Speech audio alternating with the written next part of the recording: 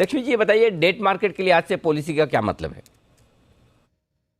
हाय, good morning Anil ji. तो debt market ये मान के चले थे 2 दिन तक कि शायद एक हवा का झोंका आएगा और जो एक दबिश अंडरटोन जैसे मोमेंटम थोड़ा चेंज होके 50 बेसिस पॉइंट की उम्मीद तो थी बाजार में, लेकिन पिछले 2-3 ट्रेडिंग सेशन में बाजार ये भी मान के चल रही थी शायद 25 से 35 बेसिस पॉइंट का झुकाव आ सकता है।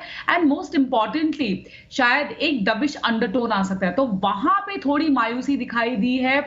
इनफैक्ट अगर यूएस एफओएमसी ने ललकारा है आरबीआई को कहते हुए कि आ देखिए जरा कि इसमें कितना है दम, आरबीआई ने वो वादा निभाया है और उन्होंने 50 बेसिस पॉइंट रेट हाइक कर दिया है।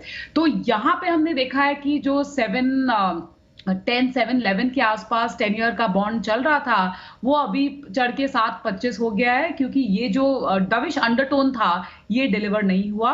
एंड जाहिर सी बात है, अगर महंगाई में अगर कोई कटौती नहीं हुई है, एफवाई 2023 का जो फोरकास्ट इंटैक्ट रखा है, ठीक है थोड़ा बहुत उन्होंने एडजस्टमेंट्स किया है Q2 और Q3 में, तो आई थिंक मार्केट्स अभी बैक टू बेसिक्स पहुंच जाएगा, क्योंकि अभी भी रेट हाइक की उम्मीद बरकरार रहेगी आने वाली पॉलिसीज में। और जैसी जो सप्लाई है गवर्नमेंट बॉन्ड्स की वो तो घटती हुई दिखाई नहीं दे रही है। तो अभी वापस कच्चे तेल के दाम, यूएस 10 ईयर यील्ड्स और हमारे यहाँ पे कैसे सप्लाई डिमांड का मिसमैच रहेगा, उसके हिसाब से आगे चल के आपको बॉन्ड मूवमेंट्स की यील्ड दिखाई देगी। तो दूसरे क्वार्टर का लक्ष्मी जी जो इन्फ्लेशन का नंबर थोड़ा सा कम किया, बाकी तो कहीं कोई खास बदलाव नहीं है। नेक्स्ट क्वार्टर के लिए उन्होंने किया कि 7.1% किया जाए। इसका मतलब आरबीआई थोड़ा तो कंफर्टेबल लग रहा है, कॉन्फिडेंट लग रहा है कि इन्फ्लेशन कम आएगा।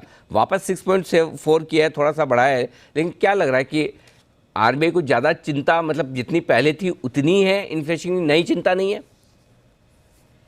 देखिए, जैसे मैंने आपको बताया कि Q1 के जो इन्फ्लेशन के आंकड़े थे वो उनके फोरकास्ट से थोड़े नीचे आए, तो वो उन्होंने नोट किया और उसके चलते जो मोमेंटम बना है, अगर आप जुलाई का महीना देखोगे, अभी अगस्त के महीने में जुलाई का इन्फ्लेशन के आंकड़े आएंगे, वहां पे अगर आप देखो तो टमाटर के दाम, प्याज के दाम, आलू के दाम सारे अगर मंथ ऑन मंथ, अगर जुलाई ओवर जून अगर आप देखोगे तो तकरीबन फ्लैट रहे।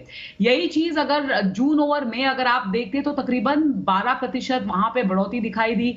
तो इस हेतु ये जो मोमेंटम बना है इन्फ्लेशन के सॉफ्टनिंग का, वो शायद उनका अंदाजा है ये Q2 में यानी जुलाई अगस्त सितंबर के महीने में बरकरार रहेगा, और उस वजह से उन्होंने थोड़ा बहुत उनमें फोरकास्ट में कट किया है। लेकिन अगर आप देखोगे तो Q3 में उन्होंने फोरकास्ट को थोड़ा सा बढ़ा दिया है। तो ऑन बैलेंस ये सिर्फ थोड़ा मोमेंटम को प्ले करने का एक तरीका है। टोटल इन्फ्लेशन अभी भी जैसे we are not out of the woods, और जो ग्लोबल हेडविंड्स है वो अभी भी बरकरार रहेंगे।